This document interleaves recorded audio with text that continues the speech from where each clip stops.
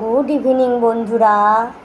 আজকে আমি দুর্গাপুর চলে এসেছি আমার শ্বশুরবাড়িতে। তো আগের থেকে আপনাদেরকে আমি কিছুই জানাইনি যে আমি দুর্গাপুর হঠাৎ আসছি, কারণ আমার শরীরটা খুব একটা ভালো ছিল না, আসবার কোনো সিওরিটি ছিল না, ওই জন্য জানাইনি।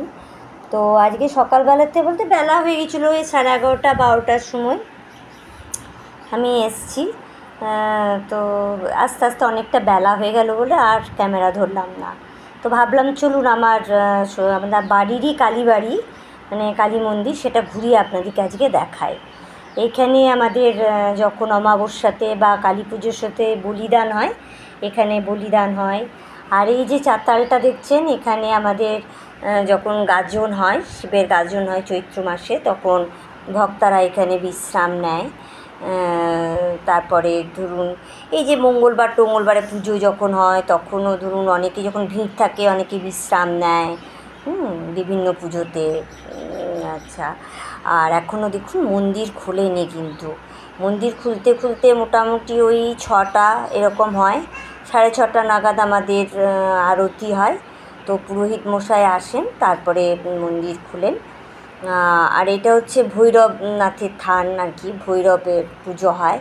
আমাদের ভৈরব মন্দির অন্য জায়গায় আছে, কিন্তু বলা হয় নাকি যে ওই চৈত্র মাসে যখন ওই গাজন হয়, তখন কয়েকদিনের জন্য ভৈরবনাথ নাকি মা কালীর সঙ্গে দেখা করবার জন্য এখানে থাকেন। এটা কথা আর কি, শোনা কথা। তো এই যে আর একটা দেখলেন, এটাও শিব মন্দির, এই সামনেরটাও একটা শিব মন্দির। তো এগুলো তো ওই পুরোহিত মশাই আসেন, এসে পরে লাইট জ্বালেন, সন্ধ্যা দেন, এগুলোতে সমস্ত উনিই করেন। নিত্য পুজোও তিনিই করেন আর কি। আর এই যে একটা জায়গা দেখছেন, এটাতে হয় কি, আমাদের মা কালীর ভোগ হয়, মানে প্রতিদিনই মা কালীকে ভোগ দেওয়া হয় আমাদের। তো সেই মা কালীর ভোগ রান্না করার জন্যই এটি মা কালীরই রান্নাঘর বলা চলে আর কি। তো এখানে শুনেছি আমার শাশুড়ি মাদের কাছে যে এখানে নাকি একটি অনেক বয়স্ক সাপ আছে, জানেন তো। যারা ওই যে রান্না করে আর কি, সে নাকি মাঝে মধ্যে সেই সাপের ফোঁস ফোঁস আওয়াজ শুনতে পায় আর কি। তো কেউ দেখতে পায়নি এখনও পর্যন্ত, কিন্তু পুরো সাপের আওয়াজ কিন্তু একটা পায়। কিন্তু ওই যারা ধরুন আগেকার দিনের মানুষ, তারা নাকি বলে যে ওখানে নাকি অনেক বয়স্ক একটা সাপ আছে, তো কারো ক্ষতি টতি করে না। তো এই তো অবস্থা দেখুন। এই কালী মন্দিরে যদি সকালবেলায় যদি এসে দেখানো যেত, ভীষণ ভালো হতো, কিন্তু বিকেল হয়ে গেল, তো ওই জন্যে এলামই তো ধরুন বেলাতে, তা ভালো বিকেলটাতে দেখিয়ে নিয়ে আসি। এটাও একটা শিব মন্দির, আর ওই যে দূরে দেখছেন ওটাও শিব মন্দির। ওই যে সাপের গল্পটা, একটা ভীষণ ভয় লেগে গেছিলো। বাস্তু সাপ তো কোনো ক্ষতি করে না। আর এই যে পুকুরটা দেখছেন, এটা হচ্ছে মা কালীরই মানে সংস্কার করা একটা পুকুর আর কি। এখানে ধরুন মা কালী পুজো মানে মা কালী কেন্দ্রিক, মানে ঠাকুর কেন্দ্রিকই জল ব্যবহার করা হয় তখন কোনো কাজে টাজে আর কি। তো দেখুন চারিপাশটা ঝোপঝাপ, তো একটু ভয়ও লাগে, কিন্তু মন্দির বলে চটি পড়ে থাকতে পারছি না। আর জানেন তো, আমাদের মাদের কাছে শুনেছি, মাদের যখন প্রথম বিয়ে হয়েছিল, মারা নাকি রাত্রেবেলা এখানে মন্দিরে আসতেই পারতেন না। তো এমনকি মা কালীর নুপুরের আওয়াজ পাওয়া যেত। তো তো মা কালী ওই নুপুরের আওয়াজ বলতে কি, নুপুরের আওয়াজ কখন পেত, এই রাতের দিকটাতে পেত, অন্ধকার রাত হয়ে তো তখন নাকি। এখন তো তবুও মানুষ আসা যাওয়া করে মন্দিরে, কিন্তু কেউ আগে এই মন্দিরের দিকে সন্ধে দেওয়ার পর আর কেউ আসতোই না আর কি। আর এতটাই মানে নির্জন জায়গাটা ছিল। আর তোমার আরেকটা হচ্ছে কি জানেন তো, আমাদের মন্দিরের সামনে দিয়ে কেউ যানবাহনে করে যাওয়া আসা করতে পারে না, তার কিন্তু কোনো না কোনো বিপদ ঘটে থাকে। তো করতে গেলে, মন্দিরের পাশ দিয়ে বা সামনে দিয়ে যেতে গেলে তাকে কিন্তু ওই যানবাহন থেকে নেমে তারপরে মন্দিরের পাশ দিয়ে বা সামনে দিয়ে যেতে হয় আর কি। তো এই তো আমাদের পুরোহিত মশাই চলে এসছেন। এবারে সন্ধ্যা আরতি হবে, পূজা হবে, আগে সাত হবে আর কি, পুজোর সাতটা করে নিই, কাকে উনি করে দেন সমস্ত পুজোর সাত। তো এবারে কি হয়, মা কালীর যে ভোগ হয়, তো এক আমাদের চ্যাটার্জিতে যে 52টা ফ্যামিলি আছে, তাদের এক দিনে এক জনের আর কি পালি থাকে। আমাদেরও পালি থাকে, আমাদের ফাল্গুন মাসে পালি থাকে।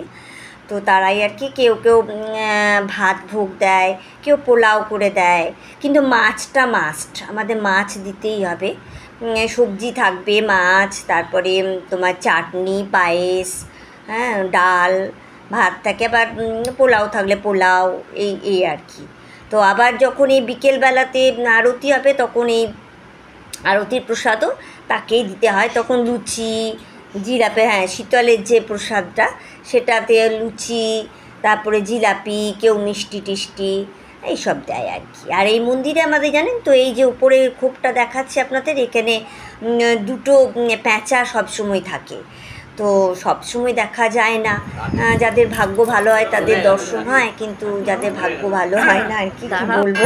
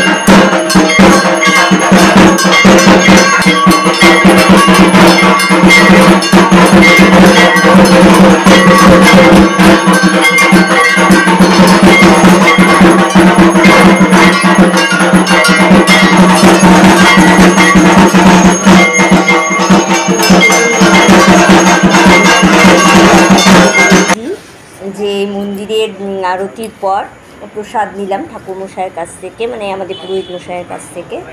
আর তো কিছু নেই, এবার বাড়ি যাব, আবার পরের দিন আরেকটা নতুন ভ্লগ নিয়ে আসবো। ততক্ষণ টাটা।